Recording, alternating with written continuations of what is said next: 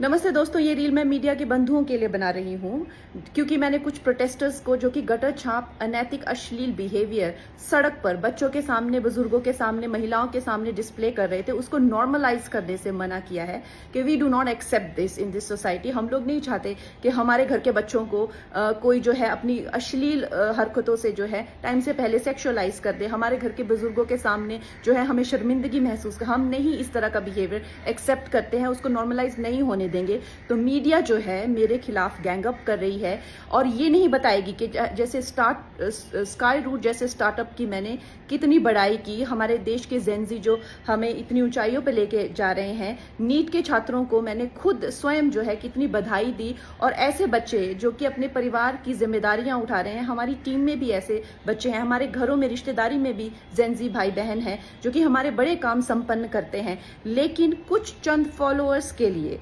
और चंद कमेंट्स के लिए और कुछ लाइक्स के लिए ये मीडिया वाले इतने ज्यादा बिक चुके हैं। और मैं देख रही हूँ कि कुछ फेमिनिस्ट जो हैं वो एंकर्स कह लीजिए या पूरे एक बुलेटिन कर रहे हैं और मुझे सिखा रहे हैं कि Kangana, why should these women have the burden of dignity और डिसिप्लिन। हम लोग मिलेनियल वुमेन पे इतना प्रेशर था to be dignified and to be disciplined. Why do we have to give that burden to this generation? Excuse me, क्या आप अपनी बेटी को ऐसा सिखाएंगे?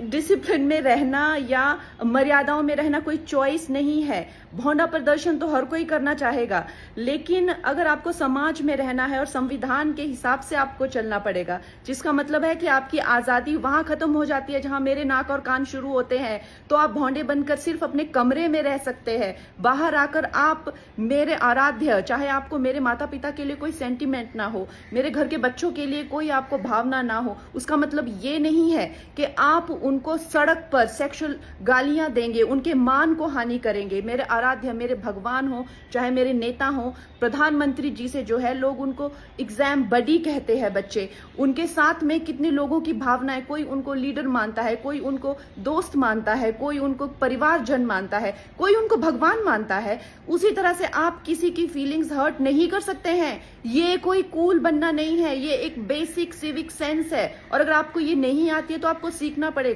आप ये फेमिनाजी से प्रभावित मत होइए, अपनी जिंदगी बर्बाद मत करिए। इस भौंडेपन को सिर्फ और सिर्फ आप अपने कमरे में डिस्प्ले कर सकते हैं, बाहर जाके आपको मर्यादा में रहना पड़ेगा ना, या आप वर्क प्लेस से निकाल दिए जाओगे। आप कभी भी कोई संबंध, परिवार वाले भी आपको भौंडापन नहीं झेलेंगे, तो आपके सामने एक डेड एंड के सिवाय अंधकार वाली जिंदगी हो जाएगी। वैसे अगर देखा जाए तो साइंस भी कहती है कि ह्यूमन लाइफ का जो पर्पस है वो एवोल्यूशन है, और शास्त्र भी कहते हैं कि आप पुरुषोत्तम जो सर्वश्रेष्ठ है पुरुषों में, उस एवोल्यूशन की तरफ जाइए। लेकिन ये फेमिनाजी आपको सिखा रही है कि आप एनिमलिस्टिक जाइए और आप अपने गले में ऐसा, मतलब आपके गले में पट्टा डाल रहे हैं कि आप एनिमल बनिए, आप एनिमल टेंडेंसीज जो है वो डिस्प्ले कीजिए और बिल्कुल आउट ऑफ कंट्रोल हो जाए, भौंडे हो जाए, ताकि आप जेल में पहुंचे। आपको डिसाइड करना है कि आपको कौन अच्छे से गाइड कर रहा है और कौन आपको सही दिशा बता रहा है। मैं यही कहूंगी जो मैंने अपने बड़ों से सीखा है और जिन्होंने मुझे गुरुओं ने जो मुझे ज्ञान दिया है वो यही है कि ये हमें जो जीवन मिला है वो इवॉल्व होने के लिए मिला है, रिग्रेस होने के लिए नहीं मिला है एनिमलिस्टिक टेंडेंसीज में। सो आप प्लीज इवॉल्व होइए और सबको गुरु पूर्णिमा की बहुत शुभकामनाएं। And I'm very happy today to see that the so-called Home Minister of this country does not have the courage to come and sit here. He does not have the courage to come and sit here. Sir, please. I saw the Home Minister. बैठे हैं, जिनका विधेयक है वो बैठे हैं। I saw the Home Minister, sir. Carcade. Sir, I saw the carcade. 30 cars. With the Home Minister sitting inside the car. Like that. Looking. Shaking. What is this, sir? Speaker, sir. Why is the Home Minister not here today? The Home Minister is not here today because he's not here today because he is scared.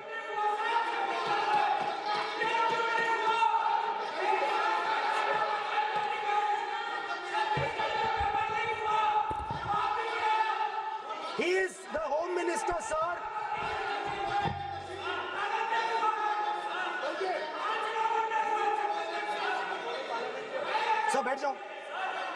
देखिए, आज home मंत्रालय पे चर्चा नहीं हो रही। आज जिस विधेयक पर सर, मैं चर्चा क्या बोल रहा हूं? माननीय मंत्री जी बैठे हैं। The home minister, sir the home minister. No, आज होम मिनिस्टर पर चर्चा नहीं है। जिस विधेयक पर चर्चा है वो विधेयक पे मंत्री बैठे हैं। यही व्यवस्था रहती है सदन के अंदर। सर द होम मिनिस्टर,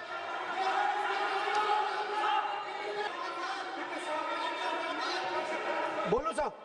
नहीं बोलिए आप, स्पीकर लेकिन सर, द यूज, मैं बोल सकता हूं सर प्लीज? मेरा मानना ये है कि आपने जो तथ्य किए हैं उन तथ्यों में जब तक कोई पुख्ता सबूत नहीं हो आपके पास, कोई इंक्वायरी कमीशन किसी रिपोर्ट नहीं हो, ऐसे शब्द कार्रवाई में नहीं जाना चाहिए। बोलने तो दीजिए सर, आप बोलिए ना, लेकिन बोलने दीजिए सर। कौन कर रहा है बोल, लेकिन बोलने के अंदर आप कोई तथ्य बोले तो सदन में बोल रहे हैं आप, सदन के बाहर और सदन के अंदर। मैं बोल सकता हूं सर? हाँ बोल सकते हैं आप तो सदन के। बैठाइए सर इनको। Speaker sir, the use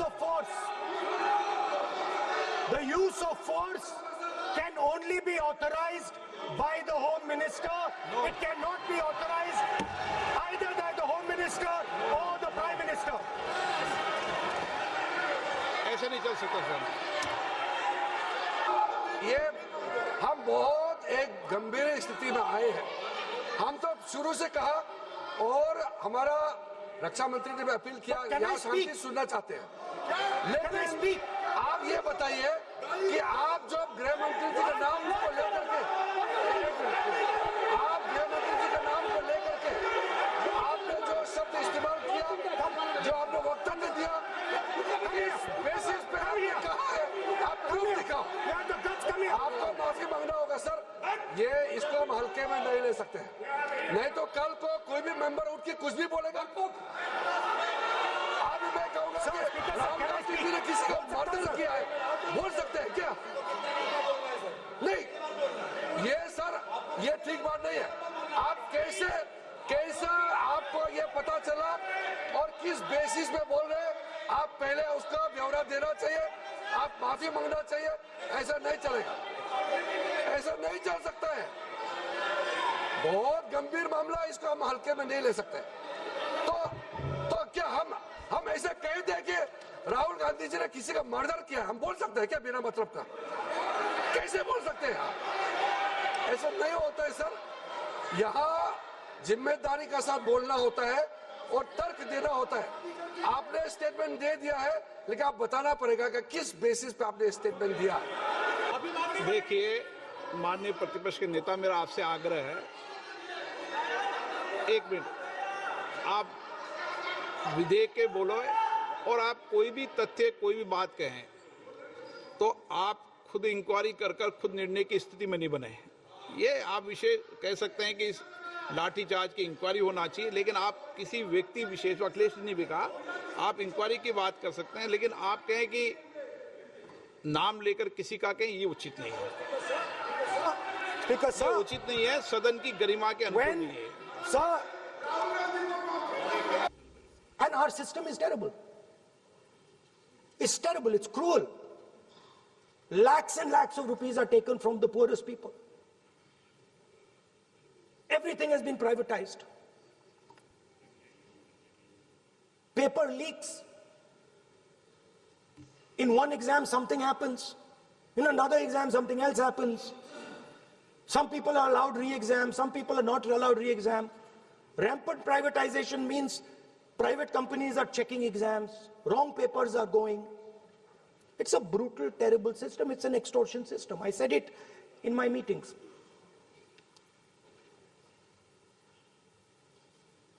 And it's a system that has been captured. It's a system that has been captured, the soul of the system has been captured by the RSS. This structure, every single university in India, the students should know this, and I'm saying this for them. Every single university in India today has a vice chancellor from the RSS. Dharmendra Pradhan is a symbol Your real enemy is the RSS. Keep it in mind. They are the people who are not letting you be students. They are the people who want you to be andhbhakts. And this is a reaction from the soul of India that is saying, under no circumstances are we going to become your andhbhakts. Are you going to define our future? Under no circumstances are we going to live. And this is a beautiful expression. The amazing thing to me, the amazing, fascinating thing to me is that the parents of these children did not have the courage to face the BJP. The parents of these children did not have the courage to face the RSS. And yet these children, brave, imaginative, powerful, stood there and faced whatever you could throw at them. I've got some experience. I'd like to say that I was very excited, reassured by what the future of this country did on our streets. This was not anger, this was not violence, this was not hatred, this was an expression, deep expression of the youth of this country, of the future generation of this country, and I feel that all political parties must respect this expression, including my friends